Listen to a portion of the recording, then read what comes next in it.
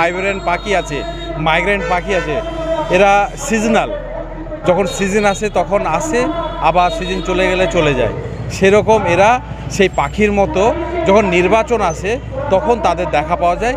নির্বাচনের পরে তারা যত প্রতিশ্রুতি দিয়েছে একটাও পূরণ করে না।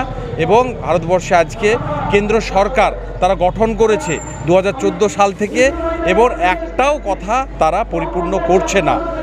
এবং নির্বাচন এলে সেখানে এসে বলে যায় যে আমরা এতটা চাকরি দেব, এত টাকা পাইয়ে দেব, বিভিন্ন রকম প্রতিশ্রুতি দিবে, কিন্তু এটা সিজনাল।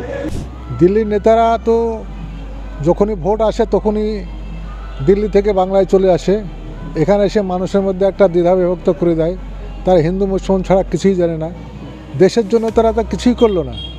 একমাত্র এদের কথা হচ্ছে হিন্দু আর মুসলমান।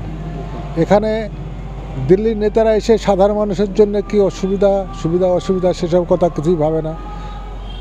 ওরা শুধু একটাই জিনিস ভাবে, যেখানে কি করে আমরা ভোটে জিতবো, ভোটগুলো কি করে এখানে মানুষকে হিন্দু মুসলমান করে দিয়ে এক পক্ষের ভোটটা নিয়ে আমরা একটা শ্রেণীর মানুষকে একদম নিম্নের দিকে নিম্ন পর্যায়ে রেখে দেবো, এরকম একটা চিন্তাভাবনা নিয়ে এখানে আসে। তারা বাংলার মানুষের সুখ দুঃখের ভাগী কোনো সময় নয়, বরং তারা দুঃখের কারণ হয়ে গেছেন বারবার।